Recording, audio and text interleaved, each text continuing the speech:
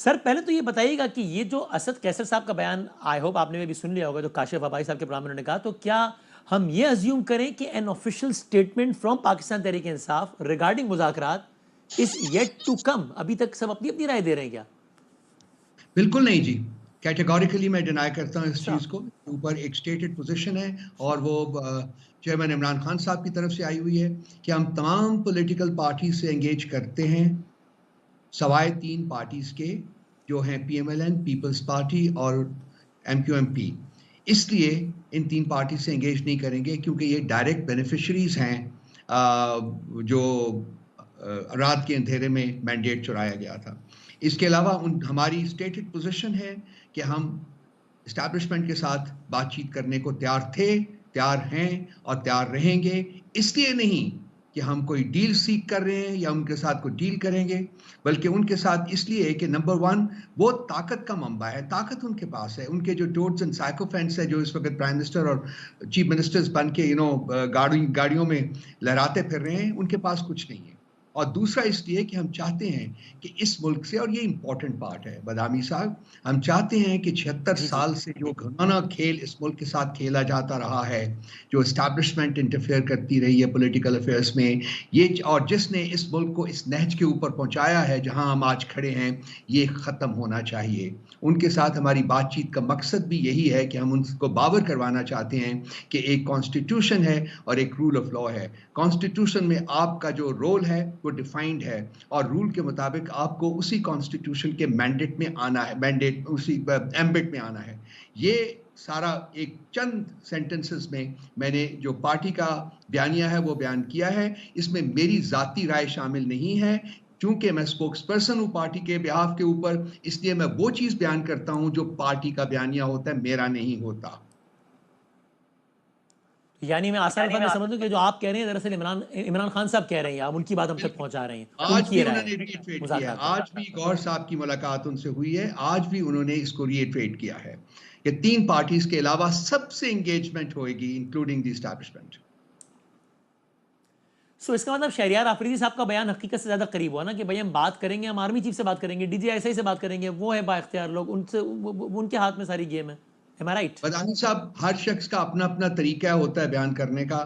میں اس کو ایسے کوچ کروں گا کہ بات چیت ہوگی اسٹیبلشمنٹ کے ساتھ. اب یہ اسٹیبلشمنٹ کے اوپر ہے کہ وہ کس کو نامنیٹ کرے، کس سے بات چیت ہو، پہلے کس سے ہو، بعد میں کس سے ہو.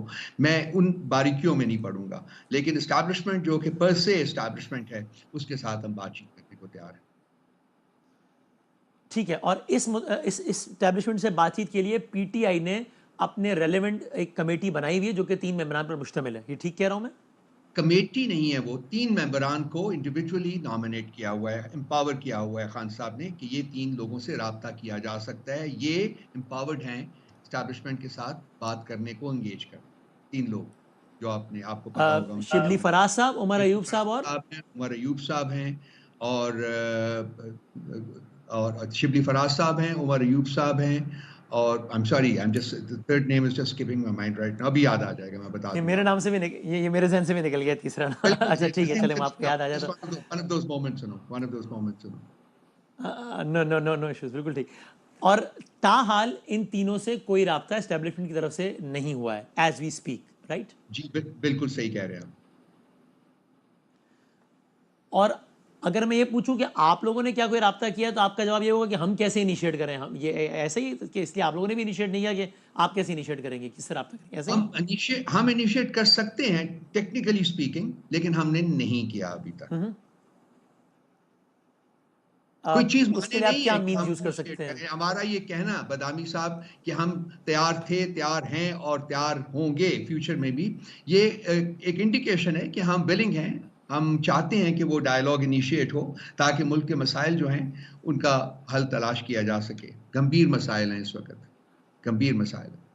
سو ہو سکتا ہے ان مسائل کے گمبھیر پن کا اور سنجیدگی کا احساس کرتے ہوئے دیر may come a time say after a few days or a few weeks جب پی ٹی آئی خود انیشیٹ کرے. یہ ایک ہائپوتھیٹیکل کوسچن ہے کیونکہ میں نہیں دے سکتا، انویسج نہیں کر سکتا کہ حالات کس طرف جائیں گے، سوائے اس کے کہ حالات خراب ہیں اور خراب تر ہوتے جا رہے ہیں. لیکن اس میں سٹریس کس کے اوپر آئے گا کس کے اوپر زیادہ پریشر ہوگا؟ ہمارے اوپر زیادہ پریشر ہوگا کہ آگے اسٹیبلشمنٹ کے اوپر زیادہ پریشر ہوگا؟ کون پہل کرتا ہے؟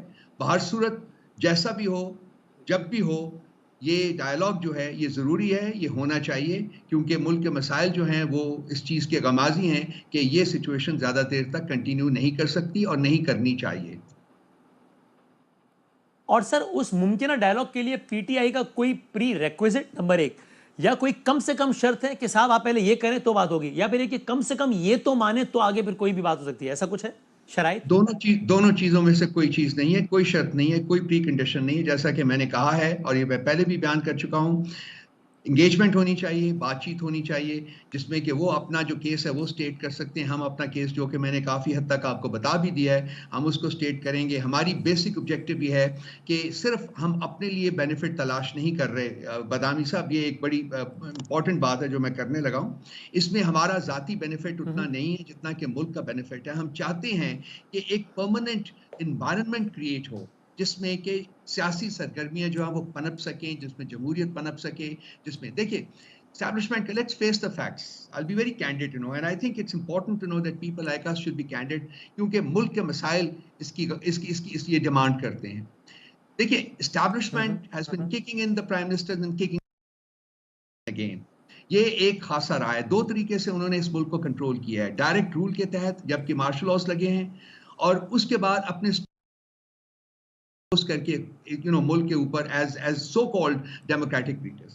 یہ دونوں جو ایکسپیریمنٹس ہیں یہ فیل ہو چکے ہوئے ہیں۔